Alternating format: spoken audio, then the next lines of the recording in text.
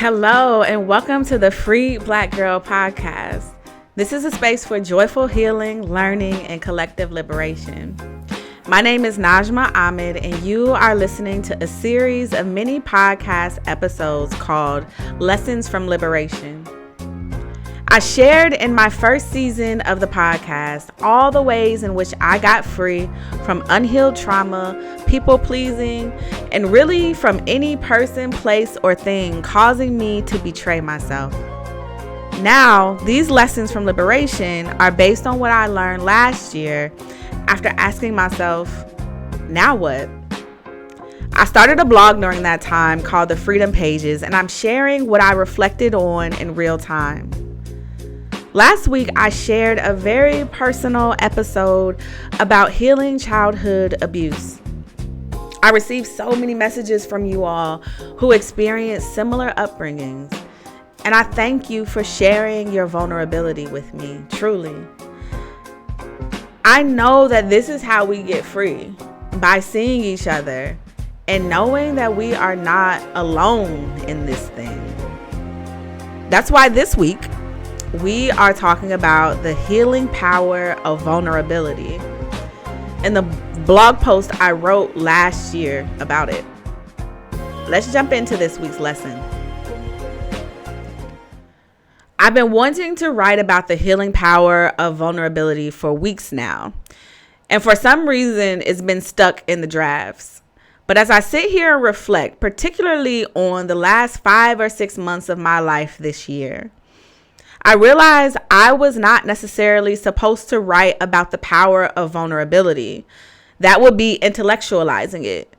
What I'm called to do is to actually be vulnerable.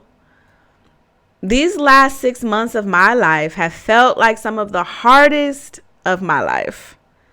About 5.5 months ago, I was in an accident on my bike. Moments before the accident, I was literally singing and thinking about how great my life was. And then, wham, another biker slammed into me on the trail coming around the curve. Ever since then, I've felt like I've literally been broken open. I ended up having to get 12 stitches in my leg. It was the first time in my life I ever had to get stitches. Thinking about it, I probably needed them a few other times, but in childhood, we just put some Robitussin on it and kept it moving. But this was the first time I actually got stitches. And I thought about that quote, how life cracks us open, and that's where the light gets in. Looking back on these last 6 months, I know that is exactly what happened. Of course, it didn't feel like that in the moment. From chasing payment for work I had already done, tens of thousands of dollars that were never paid to me because of this administration cutting funding to programs I'd worked on, to not knowing where my next funds were coming from. It seemed like everything I was trying was just not working. Trying to control, trying to achieve, trying to do. It was not working. And it was frustrating because I'm used to things bending to my will, seemingly. But it forced me to release control. It forced me to look at myself, to see the ways I was not in alignment with what I said I wanted, with who I said I am.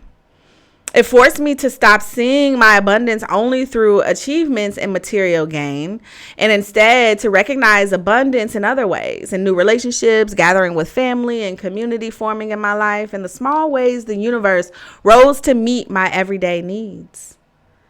Even when I didn't know where any money was coming from, I had a roof over my head, lights, clean water, a warm bed, clean sheets, clothes on my back, food in my stomach. I had the earth to carry me and support me. I had the power to change the way that I looked at things. In reframing that, even if this has felt like the hardest 6 months of my life, it has actually been the most transformative. I had to learn how to truly pour back into myself, even as I work to support other women who've been laid off and who are struggling mentally. And somehow I had done this thing where I separated myself from them, but I am them. Every woman I talk to, I'm talking to myself. The ancestors speak through me to them and back to me. I had to get real. I had to get vulnerable with myself. The ways I hide, the fears I have around asking for help because I don't want to be let down again. Then I had to actually allow myself to receive the help when it comes, which can be difficult when you felt that you had to do quite a bit on your own your whole life. It is in healing your nervous system enough to know that it is safe, that there is no catch or other shoe to drop, and through discernment. But that is not a judgment on your worth to need other people. It's the opposite, that you are so worthy that you deserve help. A few days ago, I decided to ride my bike to the lake, and I realized I had not been on that particular part of the trail since my bike accident. I would have to ride past the spot where the accident occurred. The trail is winding with a lot of blind curves and people flying in all directions like it's the Tour de France or something. It was scary. I was afraid. I caught myself holding my breath, tense, not noticing the beauty of the trees surrounding me. But I also knew that this was bigger than the trail. This was about my life journey. There are going to be blind curves. I'm going to, quote unquote, fail. I'm going to fall. It's going to hurt, but I'm going to get back up. I'm going to stitch myself back together or allow others to do so. I'm going to get back on the journey and breathe through the discomfort. And when someone comes flying past me in the opposite direction, I can maintain my speed. I can slow down if I need to. But I'm in my lane, on my path, on my journey, and I'm carried. I am protected and I am loved. And so I breathed and enjoyed the journey and the gifts of nature along the way. I laid and rested in the grass by the water, and I was held by the earth. I'm rooted and grounded so that when I continue on and return home back to myself, it is with a greater and deeper ease and a greater knowing, because I've already moved through that point in the fear. I've already transcended the space and time where the pain occurred, and I am no longer holding it. I'm releasing it, making room to hold whatever God, the ancestors, and the universe have for me to receive. And I am grateful. Even reading that blog post back now blows my mind. The alignment, the timing of what's going on in my life. But I often have said that last year, that was one of the hardest years of my life in my entrepreneurial journey up until last year. I had been really blessed. I'd made more money than I've ever made in my life, more than anybody in my family had likely ever made. I was a rich auntie, quote unquote, not for real. I live in Washington, D.C. Relax. Nobody call me or ask me for anything, please. But then last year decided to show me the other side of entrepreneurship. But I'd asked for it. I said that I wanted something different, that I wanted something beyond what I had always known in my consulting work.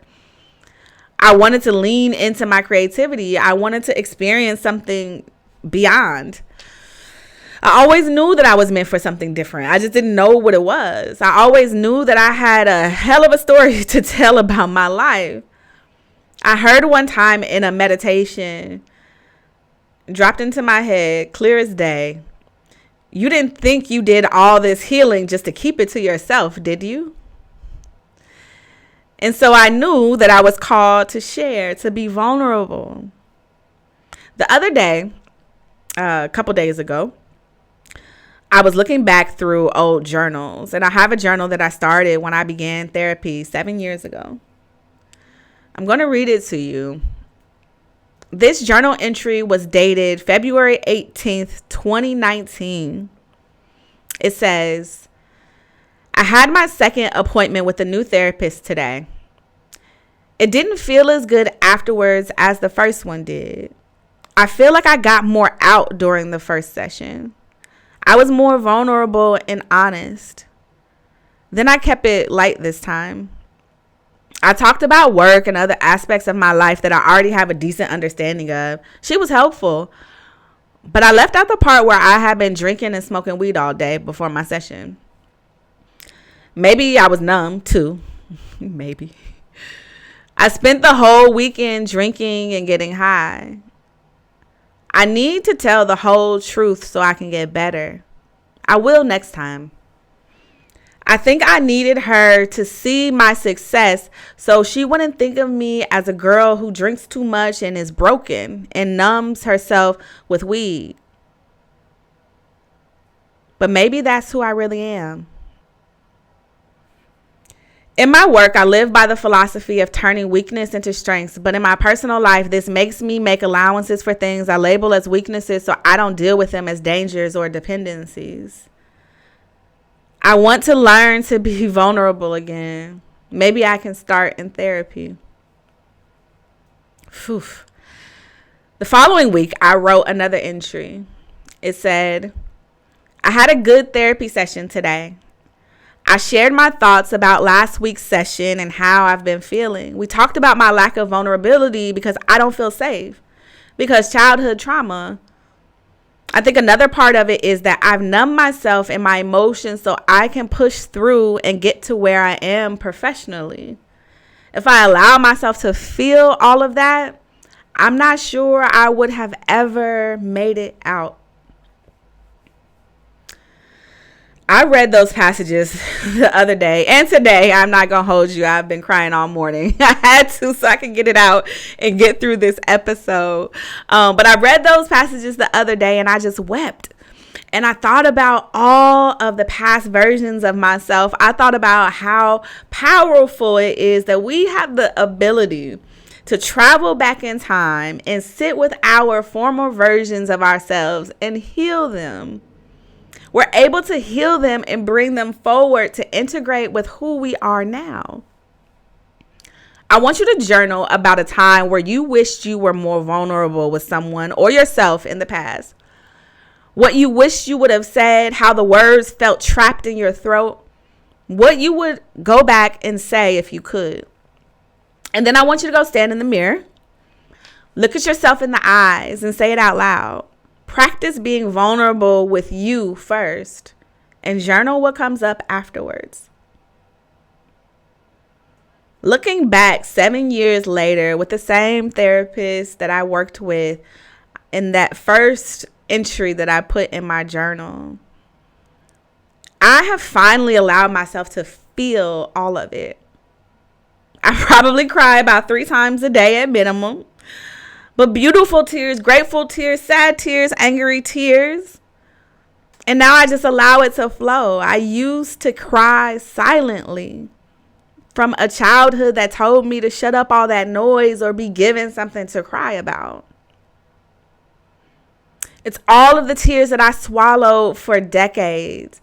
They have to make their way out of our bodies. It cannot stay here. It will literally kill us.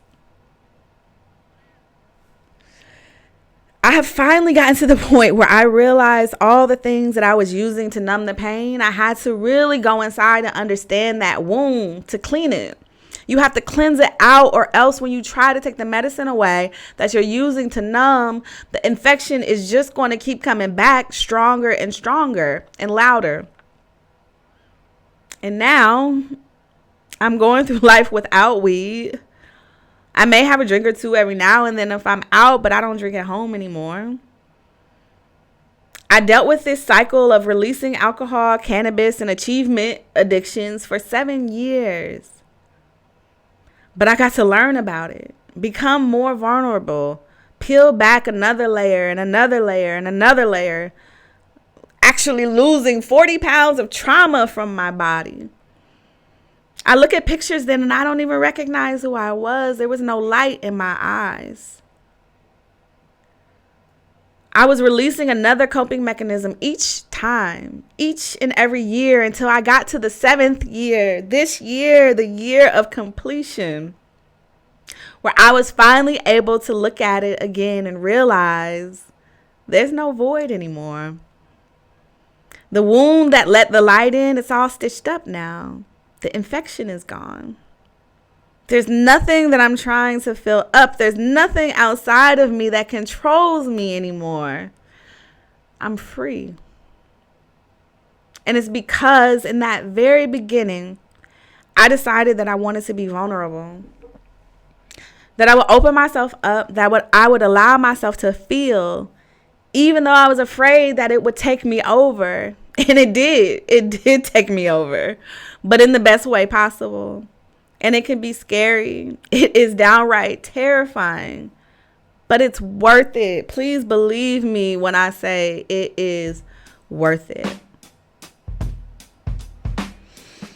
Thank you for listening. Go ahead and hit like and subscribe. Leave me a comment and a 5-star review wherever you get your podcast.